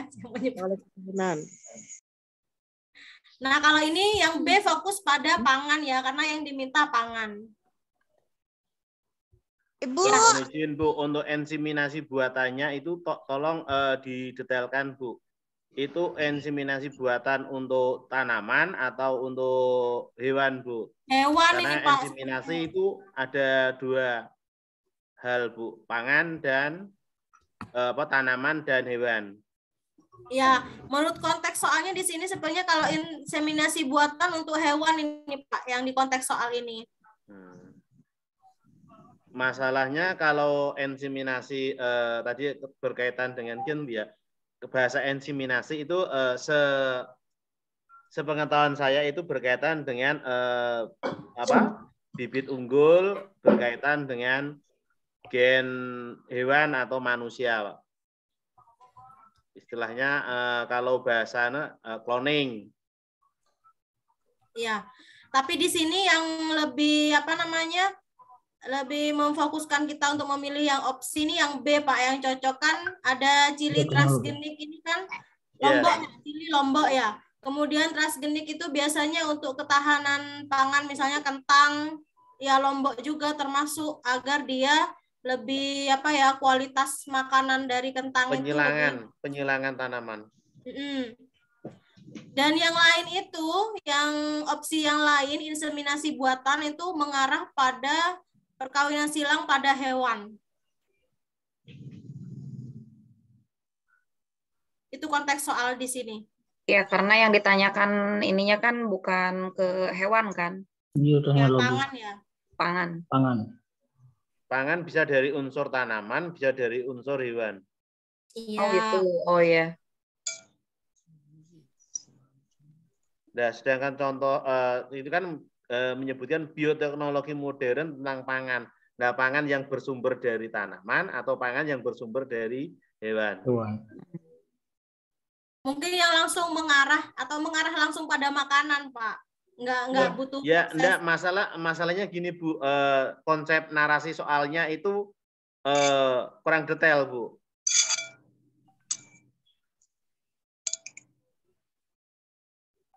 Kan untuk maaf Pak, kan untuk soal itu kan maksudnya itu ada soal pengecoh di situ karena soal itu tidak harus detail. Maksud saya gini, ketika soal itu mendetail sekali berarti kan kita sudah ada pilihan yang tepat langsung bret gitu. Ini kan untuk pengecoh, jadi kita berpikirnya ke sini gitu. Iya, nanti kan kita berasumsinya bisa beberapa opsi kan yang mirip. Apakah ini, apakah iya, bisa memunculkan jawaban-jawaban yang ganda. Nah, itu fungsi opsi yang kalau misalkan ya, Bu, benar. misalkan Itu pertanyaannya langsung dari mendetail unsur jawabannya A sampai D itu ada opsinya, tinggal kita butuh kejelian, Bu. Makanya kan tadi di kuis saya juga agak berpikir panjang loh. Oh gini, ini unsurnya yang alami atau yang buatan. Ini yang unsur tanaman atau dari unsur hewan. Juga agak lama juga mikirnya, Bu. Oh gitu ya, Pak Kanapi agak lama ya. Bapak Ibu yang lain juga lama mikirnya. Iya, sama. Ya, memang di situ ada pengecohnya. Saya sendiri kan langsung tadi kalau tidak Pak Kanapi bilang ini apakah tanaman atau hewan? Oh iya benar. Tapi dilihat dari jawaban-jawabannya ini kan ada yang lainnya itu kan campur gitu, ada yang ini kan. Tetapi untuk jawaban yang B ini kan dia fokusnya ke tanaman semua gitu kan. Pangan bukan tanaman. Pangan semua. Kalau yang inseminasi buatan ini kan tadi ke apa tadi? Hewan ya. Hewan atau manusia. Penghasil bibit. Menghasilkan bibit kan? atau benih. Tapi ya biasanya kalau bioteknologi pangan itu ya lebih cenderung ke tumbuhan sih. Iya. Apalagi didukung dengan kata kunci di situ ada pangan ya.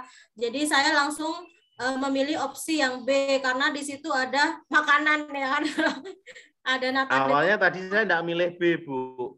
Karena konsep pangan kan bisa dihasilkan dari tanaman, bisa dihasilkan dari hewan. Daging, susu, ya dah, Bu? Iya. Telur, itu kan juga termasuk unsur pangan, Bu. Iya, tapi di sini untuk pemilihan kuncinya itu Pak, bioteknologi modern itu udah Iya. Terus di sini juga dari jawabannya ini kan A ada inseminasinya, B juga sama, C sama, D juga sama. Berarti kan ketiganya ini ada unsur itu dan yang tidak mempunyai unsur inseminasi itu hanya B. Itu kan. Untuk cara cepat mungkin. Iya. Iya Bu Susi, saya juga gitu. Iya benar kata Pak Kanapi tadi, memang unsur bioteknologi modern pangan itu bisa dihasilkan dari tumbuhan dan juga dari hewan. Iya benar. Tapi untuk konteks soal nomor 9, kita jawab opsi paling tepatnya adalah yang B karena di situ paling mengarah ya, paling tepat untuk ke produksi pangan. Peningkatan produksi pangan hasil dari bioteknologi yang modern. Nah, tadi koko, ocom, ya kan? Seperti itu. Pemilihannya sama seperti yang Bu Susi lakukan, sama A, C, D. Kenapa kita tidak pilih? Karena menurut saya inseminasi buatan itu mengarah pada proses pada hewan ya, cloning, ya kan? genetik cloning hewan. Jadi tidak menuju pada pangan yang disebutkan pada konteks nomor 9 itu gitu. Jadi kita memilihnya yang opsi B. Ya, ketika kita mempunyai kebingungan pada saat menjawab soal itu kan apa nih, berpikir ke sini Kak nggak paham, kita lihat saja bagaimana ininya. Di sini kan ada inseminasi, ketiganya ini ada, yang tidak ada itu adalah B. Itu saya pernah mengikuti bimbel dulu ya, sebelum ini kan banyak, salah satunya untuk mencari opsi-opsi jawaban itu seperti itu. Ketika kita mengalami kebingungan, apa nih mengarahnya kemana, kita lihat opsinya supaya lebih cepat gitu kan, kita dikejar waktu juga. Benar Bu Susi. Kalau saya tidak Bu, seperti bioteknologi modern, seperti nata de coco itu kan makanan modern, oncom itu makanan modern ya, seperti itu cepat. Iya cepat juga ya Bu ya. Oncom modern ya. Oncom apa Mbak? Oncom itu kan dari ampas kedelai kan? Nggak ada gizinya itu. Ada jamur oncom itu. Tapi generasi oncom oncom masih ada. Ayo monggo lanjut. Ya, oke, 10. Oke, 10. Bu Anissa boleh baca? Nah, ini yang tadi saya maksud, Bu. Perhatikan tabel berikut. Larutan H2SO4, warna lakmus awal merah, warna lakmus setelah dicelup biru, jenis larutan asam. 2. KOH, warna lakmus awal biru, warna lakmus setelah dicelup merah, jenis larutan basah. 3. HCl, warna lakmus awal biru, warna lakmus setelah dicelup merah, jenis larutan asam. MgO, warna lakmus awal merah, warna lakmus setelah dicelup biru, jenis larutan basah.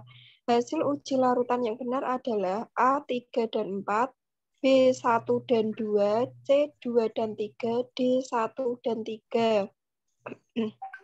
Ya, kita bahas bersama ya Ibu ya. Memang soal UP itu UP PGSD gitu ya kan, nggak semua unsur kimia secara mendetail dibahas di situ. Paling ya hanya unsur-unsur yang kita kenal, HCl seperti ini, kemudian NaCl gitu kan ya. Tapi kalau misalnya di UP kimia atau UP IPA, UP guru SMP mungkin ada lebih detail ya unsur-unsur itu ya.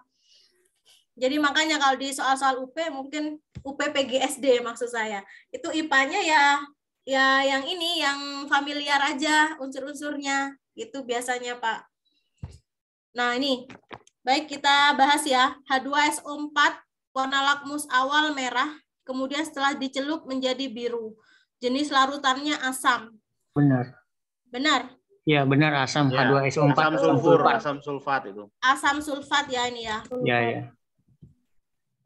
Kemudian KOH Kalium hidroksida. Ini pinter-pinter. Ya kimianya Bu Ida. Saya nggak tamat kimia. Bapak-bapak pinter-pinter. Iya, kalau bapak-bapak ke kimia itu kayaknya HCl. Asam klorida. Asam klorida. Yeah. Jenis larutannya kalau MgO apa? Magnesium oksida. Magnesium oksida. Nah ini ya. Magnesium oksida jenis larutannya basah. Bukan basah, bukan asam dia. Berarti ini salah ya? Ya, yang 4 adalah berarti salah. Yang benar asam sulfat sama asam klorida ya. Ya, Cl. Ya. Nah, tadi di jawaban kok 34, Bu. Mana? Di kuis. Sebenarnya 1-3. Di situ kuncinya 10D, Pak. Udah 1-3. Iya. Kalau saya lihatnya itu kalau ngerjakan seperti ini ya, karena saya memang belum mahir ini ya, kimianya. Ini asam H2SO4 asam sulfat, kemudian dia larutannya asam, kemudian HCl asam klorida. jenis larutannya asam gitu kan ya, berarti 1 dan 3 gitu. Kalau kalium hidroksida apa itu Basah. asam? Basah, Bu. Basah. Iya. Tapi apanya yang salah ini, Pak? Warna lakmusnya mungkin ya. Iya. Awalnya Harus biru merah sama. kalau kertas lakmus, Oh, iya, iya. biasanya kan kalau kertas lakmus itu berubah setelah kita celupkan asam atau basa kan. Jadi ini yang benar, yang pasti ini kita mengarah pada 1 dan 3. Itu udah ya. Iya. Asam basa. Oksida. Baik, ini ciri-ciri tumbuhan. Jumlah stomata banyak. Ya. Pak Ari. Pak Ari Juang masih ada? Tinggal 4 lagi, Mbak. Pak Ari Juang. Pak Ari Juang. Pak Ari Juang bobo. Bobo nih, jangan-jangan. 4 lagi ya. Ibu Atun ada, Ibu Atun? Biar saya saja, Mbak. Oke. Perhatikan ciri-ciri tumbuhan berikut. Jumlah stomata banyak. Yang kedua memiliki daun yang lebar. Kemudian hidup di lingkungan dengan kandungan air di udara tinggi. Kelompok tumbuhan yang memiliki ciri-ciri seperti disebutkan di samping adalah Hidrofit. Xerofit, tropofit, hidrofit. Hidrofit yang hidup di air. Hidrofit. Yang hidup di air. Yang hidup di air, hidrofit. Kalau tropofit apa? Hidrofit. Tropofit itu ini seperti apa namanya? Perpindahan ini musim, seperti menggugurkan daunnya. Apa sih pohon jati itu loh? Meranggas ya? Meranggas. Menggugurkan daun, meranggas sama. Perubahan musim. Kemudian yang xerofit ini kering. Kering. Lingkungan kering ya. Kayak kaktus ya, Pak? Ya, di gurun. Kalau higrofit ini lembab. Lembab. Iya. Bisa dikering. Higrofit lembab. Hidrofit kering. Tapi di sini ada apa namanya ciri yang mengarahkan kita di udara yang tinggi. Kandungan air. Kira-kira?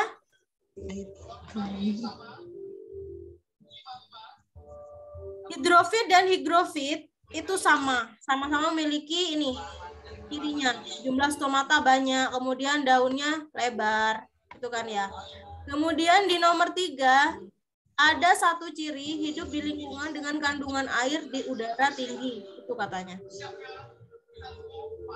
Berarti kira-kira dia adalah ciri-ciri tumbuhan yang hidup di lingkungan apa?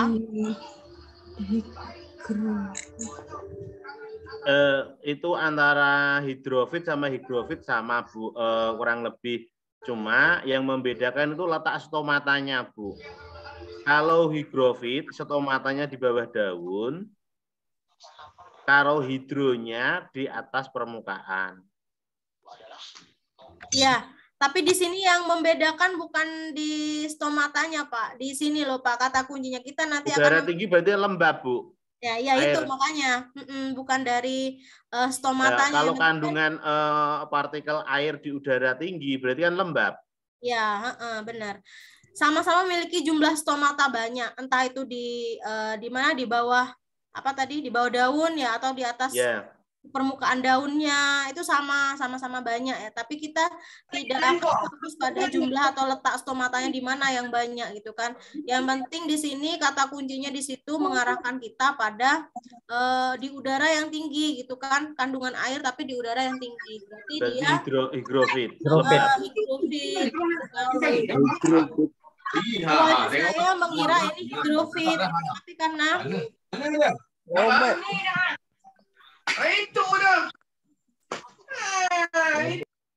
tapi karena di sini mengarahkan pada udara yang tinggi dan itu adalah keadaan yang lembab gitu ya. Ya Pak Wayan ya, ini ternyata higrofit Pak Wayan. Iya, Bu. Nah, higrofit, nah ya beda ya. Mirip tapi ada perbedaan di situ. Kalau higrofit di tempat yang lembab, kemudian kalau hidrofit itu di lingkungan air tapi ini kan udaranya Di udara tidak tinggi. Ya, Boleh ditambahin artinya Mbak, itu di samping udara tinggi kasih lembab biar lebih paham lagi. Yang di nomor 3 Mbak, poin 3. udara tinggi. Udara tinggi dalam kurung lembab. 3. Ini Mbak. Ya. Ya. Ya, oke. Yuk, tinggal 3 lagi. Oke, Bu Mas Rifa, boleh? Nomor 12. Pernyataan berikut tentang komet. 1. Arah ekornya menjauhi matahari. 2. Melakukan 3 gerakan sekaligus. 3. Orbitnya elips dan sangat lonjong. 4. Materinya terdiri dari debu dan es. 5. Berotasi berlawanan dengan jarum jam. Pernyataan yang benar mengenai komet adalah yang 1. Arah ekornya menjauhi matahari. Ya, 1. Jelas ya ini ya, menjauhi ya. Orbit, Kemudian orbitnya elip dan sangat lonjong. ini B, 3, nomor 3 maksud saya. Kemudian debu Materinya dan es terdiri ya. dari debu dan es. Ya, 1, 3, 4. Nah, oke, sudah ada. Sesuai dengan ciri-ciri komet. Lanjut, 13. Lanjut Kak Wayan, boleh? Beberapa zat potensial menjadi penyebab terjadinya pencemaran udara. Contoh, benda pencemaran udara yang dapat menyebabkan lubangnya lapisan ozon adalah A. Se, B. hidrogen, C. karbon monoksida, D. CFC. Yang karbon monoksida, H. hidrogen, yang hanya hidrogen. Kenapa kok bukan H2 ya? Bukan ya? Ini unsur kan? Unsur hidrogen dia. Oh, unsur ya. Ya, unsur hidrogen. Kalau Se apa, Pak? Cerium. Cerium mana? Apa ya Se? CFC ini. Selenium. Kirain Kentucky itu ya. Klor karbonat. Karbon. Klor karbon. Se apa, Pak? Selenium. Selenium. Jadi yang penyebab lapisan ozon melubang ini ya. CFC, Bu. CFC. Klorofluorokarbon. Klor. Klor. Klor. Bu, tulisnya klor. Kloro karbon. Itu ya, CFC ya. Bukan KFC ya. CFC ada, Mbak. CFC ada. Nah, ini sifat zat. Sifat zat seperti yang tadi, gerak partikel, kemudian jarak antar partikel. Nah, ini nama zatnya. Oh ya, zat cair. Tidak diketahui A, B, C, D. Sifat zat cair yang mana? Kira-kira? Yang A, B, C, D. Gerak partikel sangat bebas? Tidak. Tidak. Gas, Bu, benda gas. Kemudian yang ini cair ya. Kemudian jarak antara partikel sangat dekat? Tidak. Tidak ya. Susunan partikel tidak teratur? Iya. Ya. Kemudian ikatan antara partikel sangat lemah? Tidak. Ya. Berarti yang yang B D ya. kayaknya, Bu. B ya. Yang B itu berarti yang D. Oh, yang D ya. Yang D, oh berarti D sebentar. Ini pilihannya Oh, yang ya. poin C, yang B itu poin D gitu Pak. Jadi kita terkecohnya di sini. Kalau mau milih itu loh opsinya. Ternyata yang zat B, ini maksudnya zat B. Tadi pas di kuis nggak kelihatan ya. Iya. Ini zat B. Kayaknya kita bingung. Jadi jika memilih opsi D, berarti Bapak yang cocok dengan zat B gitu kan. Itu sifat zat cair ada di kolom B, yang ini, yang B. Jadi yang B itu ada di opsi D. Bingung ya? Nah ini sifat-sifat zat tadi, sifat zat padat. Jarak partikel sangat dekat. Berarti ya sangat dekat. Ini zat cair. Jarak antar partikel cukup dekat atau kurang rapat. Susunan partikel kurang teratur. Nah, ini sifat zat gas. Jarak antar partikel jauh, susunan partikelnya tidak teratur. Nah, jarak antar partikel sangat bebas. Ini zat gas ya. Iya, di sana tertipunya tadi. Ya, memilih opsi di poin itu ya, Pak ya. Terakhir nomor 15. Ya, sebagai penutup Pak Kanapi boleh. Pak Kanapi masih ada? Insya Monggo Pak. Zat gas menjadi mudah bergerak bebas mengisi segala arah ruangan atau wadah yang kosong sekalipun. Bahkan dalam benda padat atau cair bisa mengandung zat gas di dalamnya. Hal ini dikarenakan sifat zat gas yang membedakan dengan yang lainnya. Sifat gas tersebut A. Kerapatan partikel dan molekul pada zat gas yang sangat bebas dan renggang. Ya. Susunan partikel gas teratur dan sangat kuat. Ya. Ikatan antar partikel yang kuat dan dinamis tidak. Bentuknya tetap tidak. Berarti A. A ya. Ya. Ya, itu sifat zat gas. Ya, sudah Bu Tiwi 15 soal. Alhamdulillah. Ya. Oke, teman-teman, terima kasih untuk pembelajaran malam ini ya. Sangat sangat hangat atas diskusinya dari Pak Kanapi, Pak Wayan, dan teman-teman lainnya ya. Alhamdulillah di sini kita bisa saling sharing ya, saling melengkapi dari materi yang disampaikan oleh Bu Dewi. Semoga materi yang disampaikan Bu Dewi malam ini bisa bermanfaat untuk kita semua dan ini ya bisa kita mengingat gitu sampai nanti kita menghadapi ujian UP nanti. Oke teman-teman, terima kasih semuanya. Sebelum kita tutup acara ini kita ucapkan hamdalah bersama. Terima kasih semuanya. Salam sehat semuanya. Assalamualaikum warahmatullahi wabarakatuh. Waalaikumsalam warahmatullahi wabarakatuh.